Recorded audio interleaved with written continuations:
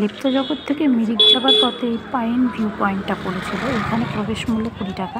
দেখতেই পাচ্ছ কর্তামশাই ভিতরে ঢুকে যাচ্ছে, তারপরে টিকিট কাটবার জন্য। এবার টিকিট কেটে আমরা এখানে ভিতরে গিয়ে কিছু ছবি তুলে নিয়েছি।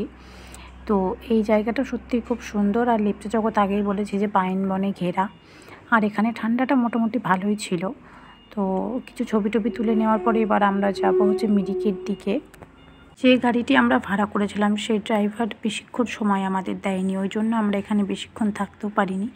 ওই তাড়াতাড়ি করে যেটুকু পেরেছি ছবি টবি তুলে নিয়েছি, কারণ মিরিক যাওয়ার পথে অনেক জায়গা আছে সেখানে দাঁড়াতে হবে। যেমন গোপালধারা টি গার্ডেন, সেখানে তুমি চা খেয়ে চা টেস্ট করে চা কিনতে পারবে। আর আমরা গোপালধারা টি গার্ডেনে দাঁড়িয়ে রয়েছি, এখানে ওরাই চা তৈরি করে দেবে। তুমি কোন ফ্লেভার নিতে চাইছো তার উপর ডিপেন্ড করছে। তুমি যদি অরেঞ্জ ফ্লেভার নাও তাহলে ওরা অরেঞ্জ ফ্লেভারই বানিয়ে দেবে, তারপর তোমার ভালো লাগলে তুমি কিনতে পারবে। আর এদিকে বৃষ্টি শুরু হয়ে গেছে, দেখো পুরো চা বাগানটা অসাধারণ লাগছে। আর আমি এখানে দাঁড়িয়ে একটুখানি রিলস বানিয়ে নিলাম।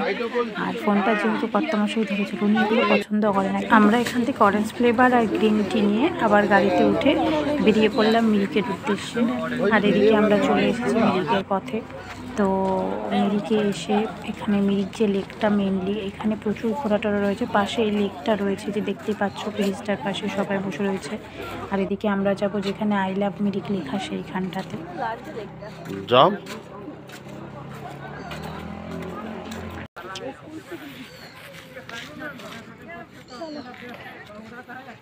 ব্রিজটার উপরে দাঁড়িয়ে আমি কিছু ছবি তুলে নিলাম।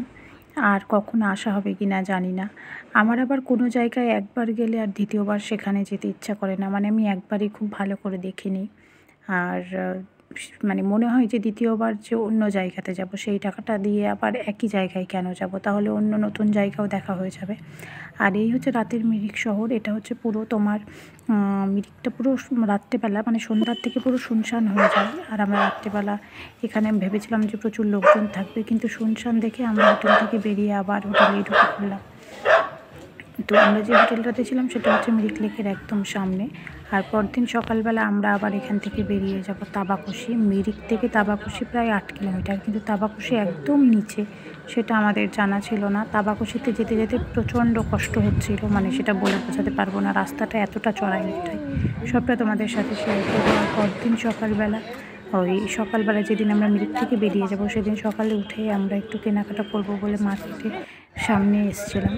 তো সেরকম খুব একটা কেনাকাটা করতে পারিনি, কারণ এখানে জিনিসের প্রচুর দাম ছিল। এর থেকে দার্জিলিংয়ে জিনিসের দাম অনেক কম ছিল। তারপরে সকালে আমরা ব্রেকফাস্ট সেরে নিলাম। আর এখানে নিলাম হচ্ছে ডিম টোস্ট আর হচ্ছে গ্রিন টি না, লিকার চা। তো হচ্ছে আর এখানে একটা নতুন ধরনের খাবার ছিল, যেটা ছোলা দিয়ে তৈরি। ছোলাটাকে মানে থেতলে চ্যাপটা মতো করে সেটার সঙ্গে আলু কাবলি যেরকম মাখায়, ঠিক সেই রকম করে ছোলাটা দিয়ে মাখিয়ে দিয়েছিল।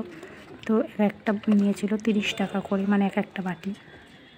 আর এদিকে ভদ্রলোক বলছিল যে ঝাল মানে লঙ্কা কম দিতে, মশলা কম দিতে।